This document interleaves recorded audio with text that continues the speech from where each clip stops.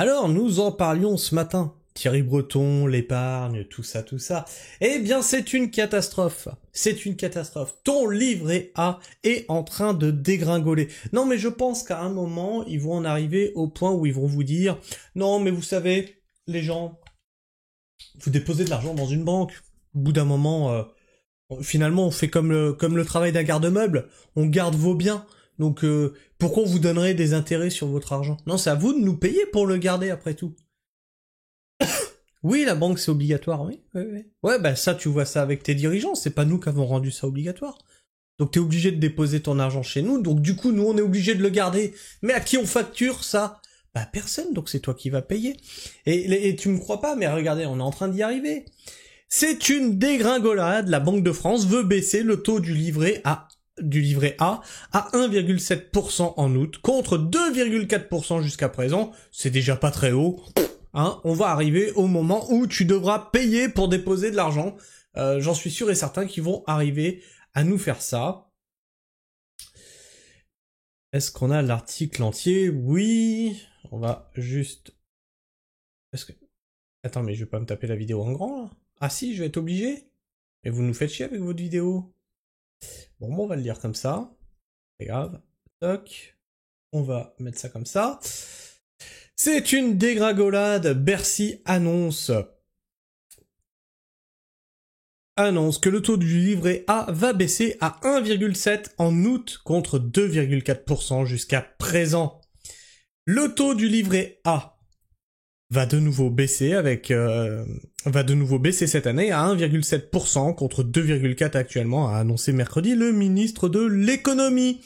Conséquence du niveau d'inflation contenu au premier semestre.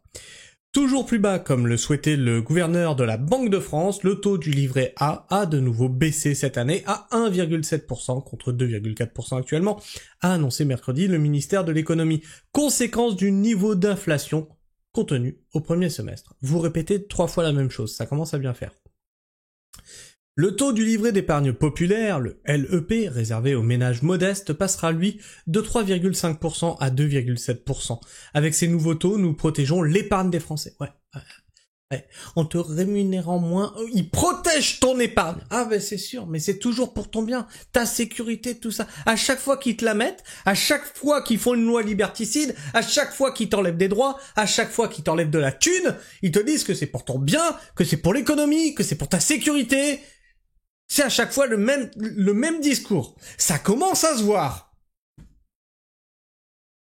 Avec ces nouveaux taux, nous protégeons l'épargne des Français, a affirmé Bercy dans un communiqué. Rapidement, après cette annonce, Marine Le Pen a fustigé sur X un mauvais coup porté aux Français. Cette nouvelle baisse du rendement du livret A est une mesure sociale désastreuse et confiscatoire sur les classes moyennes et populaires, a tensé la chef de file du RN à l'Assemblée nationale.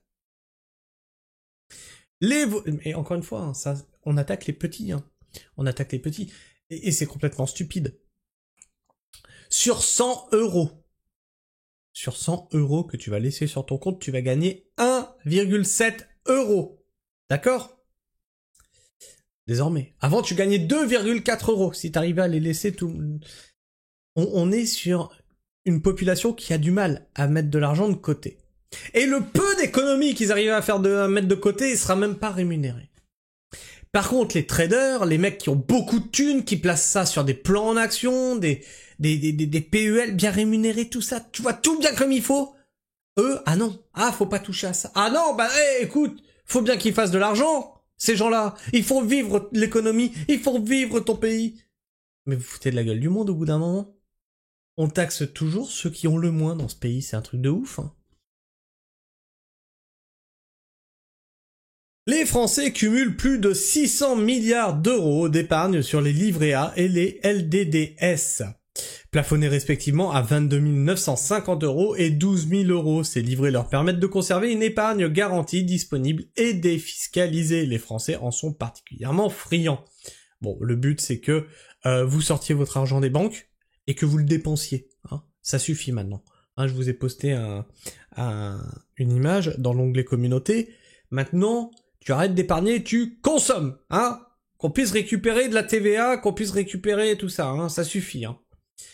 Le taux du livret A est calculé tous les 6 mois, mi-janvier à mi-juillet, à partir du taux moyen d'inflation, hors tabac, et d'un taux moyen d'intérêt interbancaire dépendant de la politique monétaire européenne sur le semestre qui vient de s'écouler. Or, ces deux éléments sont en baisse depuis le début de l'année. Donc tout va bien dans le pays. Tout va bien. Évidemment... Oh putain, excusez-moi. Éminemment politique. Le taux du livret A fait l'objet de fréquentes dérogations ces dernières années, principalement au désavantage des épargnants. Oh bah oui, ça c'est toujours. L'agence... Et elle m'énerve cette vidéo. Là, pause. Parce qu'en fait, j'ai le regard qui a attiré sur la vidéo. L'argent placé sur les livrets A et les LDDS est réparti entre les banques. 40,5% à la caisse des dépôts des consignations, 59,5%. Les banques le transforment principalement en crédit à destination des PME et des TPE. Donc votre argent travaille. Hein, l'argent que vous mettez de côté travaille pour l'économie du pays. La Caisse des dépôts et des consignations, le CDC, bras financier de l'État, scinde au sein du fonds d'épargne son enveloppe en deux. Une moitié est dédiée à des prêts de long terme, au logement social et à destination de la politique de la ville. Non mais comment ça? Non mais vous commencez à nous faire chier là.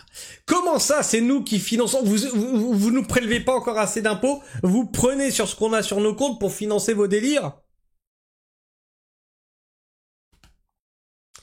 L'autre moitié est investie dans des titres de dette principalement d'État et dans des actions de sociétés cotées. Non mais là ça suffit, là. En fait ils prennent notre pognon, ils en font ce qu'ils veulent. C'est-à-dire que non seulement qu'ils t'ont pris des impôts, l'argent que t'as sur ton compte, en fait ils l'utilisent quand même, et on a Thierry Breton qui vient te dire il y a 6 000 milliards d'euros d'épargne en France. On va taper dedans. Mais vous tapez déjà dedans à ce que je lis. La CDC a été critiquée cette année pour l'opacité de ses placements, dont certains dans des entreprises engagées dans la production de pétrole. Face à ces critiques, elle répond que son exposition aux énergies fossiles demeure inférieure à 5 milliards d'euros. Oh, on est rassuré, dis donc. Ouf, on était à deux doigts. Hein. Depuis fin 2024, l'argent du fonds d'épargne est aussi fléché via les banques, vers des prêts dédiés à la transition énergétique et écologique. Il pourrait également être mis à contribution pour financer la relance du nucléaire en France. Le fameux nucléaire qu'ils nous ont fait arrêter. Et maintenant, il faut le reprendre. Et même si nous finançons les réacteurs nucléaires, EPR, on aura toujours assez d'argent pour financer le logement social ou les collectivités locales, expliquait le 19 juin sur France Info le nouveau directeur général de la Caisse, Olivier Sichel. Et qu'est-ce qui se dit dans les commentaires? Donc là, on va réduire un peu la finette. Là. Jérôme Rodriguez qui nous dit « Un jour, une saloperie, ils ne s'arrêteront donc jamais. Peut-être faudrait-il les arrêter. » Et on verra ça en cours de semaine. Vous verrez qu'il y a des choses qui sont en train de se mettre en place. Je vous en dis pas plus actuellement. Quand ça va vouloir sortir sa thune des banques... Bon, on te dira, bah non, c'est pourquoi? Vous voulez vous financer quoi avec ça? Non, parce que nous, on finance nos villes avec votre pognon, faut arrêter de déconner. Tu vas quand même pas le retirer. On en a besoin de ton pognon, de toute façon, il est plus là. Il est déjà investi ailleurs. Ben oui, l'inflation est très faible, rien d'anormal. Nous sommes dirigés par des crétins et ou des saboteurs. Baisser le taux d'épargne a toujours eu, et aura toujours comme effet de baisser le pouvoir d'achat des classes moyennes déjà surtaxées, ce qui va entraîner une baisse logique de la consommation, donc des recettes et des emplois. Bah oui, c'est le serpent qui se mord la queue. Comment faire sortir le pognon? Une belle collaboration Emmanuel Macron-Bayrou. Par contre, l'État, lui, faire des économies, il ne sait pas faire. Vivement la fin de la soupe pour nos élites.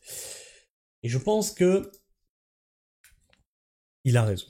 Il va falloir commencer à leur dire maintenant stop.